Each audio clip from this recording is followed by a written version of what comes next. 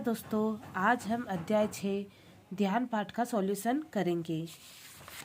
तो सबसे पहले हम प्रश्न देख लेते हैं, ध्यान की अवधारणा क्या है। तो क्या है ध्यान की अवधारणा? तो यह मैंने इसका उत्तर दे रखा है। साधक के चित्त का स्थायी रूप से निरंतर एक ही ध्येय में स्थित रहना ध्यान है। श्री अरविंद के अनुसार ध्यान शब्द का अर्थ है मन को एक ही श्रेणी के विचारों को एक श्रृंखला पर केंद्रित करना जो एक ही विषय पर कार्य करे। इसके बाद आते हैं हम प्रश्न नंबर 2 पर। प्रश्न नंबर 2 है, ध्यान कितने प्रकार के होते हैं। तो ध्यान कितने प्रकार के होते हैं? तो ये मैंने निशान लगा रखा है। 3 प्रकार के होते हैं, स्थूल ध्यान, ज्योतिर्ध्यान, सूक्ष्म ध्यान। स्थूल ध्यान इष्ट देवता की मूर्ति अर्थात साक्षात गुरु का ध्यान।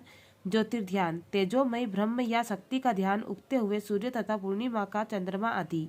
सूक्ष्म ध्यान बिंदुमय ब्रह्म कुंडलिनी शक्ति का ध्यान। इसके बाद आते हैं हम प्रश्न नंबर 3 पे। प्रश्न नंबर 3 है हमारा,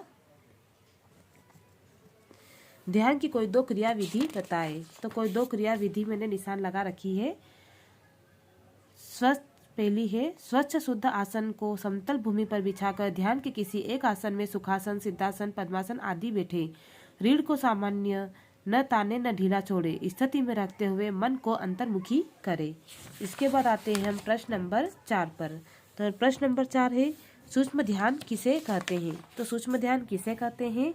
तो सूक्ष्म ध्यान उसे कहते हैं जिस प्रकार से आचार्य द्रोणाचार्य के निर्देश पर अर्जुन ने चिड़िया की आंख पर अपने मन को एकाग्र करते हुए ध्यान किया और ध्येय चिड़िया की आंख का लक्ष्य भेदन कर लिया, वही सूक्ष्म ध्यान है। तो यह इसका उत्तर है, उत्तर नंबर 4। अब लास्ट वाले प्रश्न के ऊपर आते हैं हम। तो हमारा लास्ट वाला जो प्रश्न है वो है, ध्यान के लाभ स्पष्ट कीजिए। तो ध्यान के जो लाभ है वो, इसका उत्तर देखिए मैंने निशान लगा रखा है।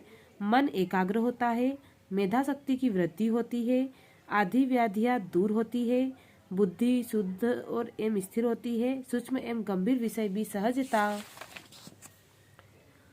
से ग्रहण होता है, मंद बुद्धि भी प्रखरता की ओर अग्रसर होती है, मन प्रसन्न और आनंदित होता है, चित्त को विश्रांति प्राप्त होती है।